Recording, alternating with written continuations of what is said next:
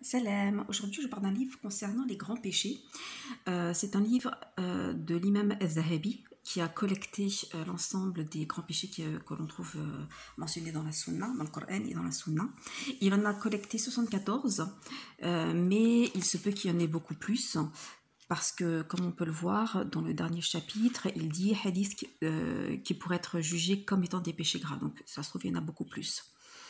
Donc, pour chaque chapitre, donc c'est-à-dire pour chaque péché grave, on a le texte de l'auteur qui explique la source, qu'est-ce qui prouve que ça l'est, et ensuite on a un commentaire, on a le commentaire de Cheikh Al-Uthaymin, qui va expliquer point par point pourquoi tel péché est considéré comme étant un péché capital. Les hadiths sont vérifiés par Cheikh Al-Albani. Donc, on a vraiment toute une panoplie de grands péchés qui peut aller de maudire les gens, écouter les conversations secrètes des gens, les jeux de hasard, espionner les gens, traîner son manteau par orgueil, le fait de mentir souvent, enfin voilà. C'est vraiment des péchés que l'on pourrait penser n'être que des péchés mineurs, mais en fait qui sont des péchés majeurs. Alors c'est quoi la différence avec un péché majeur et mineur ? Alors le péché majeur en fait c'est quelque chose qui, si on ne se repent pas avant de mourir, qui devrait nous mener directement en enfer, sauf si Allah décide de nous pardonner. Ça lui appartient.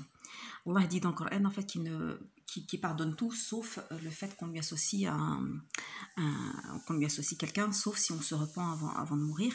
Voilà, donc les grands péchés peuvent mener directement à l'enfer, sauf si Allah nous pardonne. Je vais vous prendre un exemple. Celui-là, la perfidie. La perfidie, c'est le fait de ne pas respecter ses engagements, par exemple.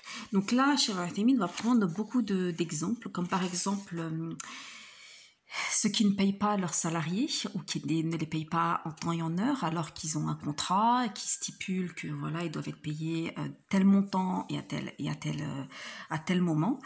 Ça j'en connais quelque chose. Ensuite on a aussi les gens qui vont vous vendre des choses et qui vont vous cacher certains défauts et qui vont bien se garder de vous le dire. Ça aussi je l'ai connu malheureusement.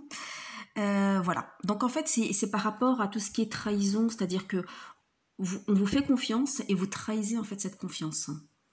Donc il donne beaucoup d'exemples, c'est vraiment des exemples qui paraissent vraiment anodins et qui pourtant subhanallah arrivent tellement souvent dans cette vie, mais pas que pour ça, hein, mais vraiment pour d'autres choses. Voilà, vraiment c'est quelque chose qu'il faut lire et je vous assure, quand vous allez lire, vous allez dire mais ça je pensais que c'était un petit péché et qu'il suffisait de faire une bonne action et puis voilà c'est effacé.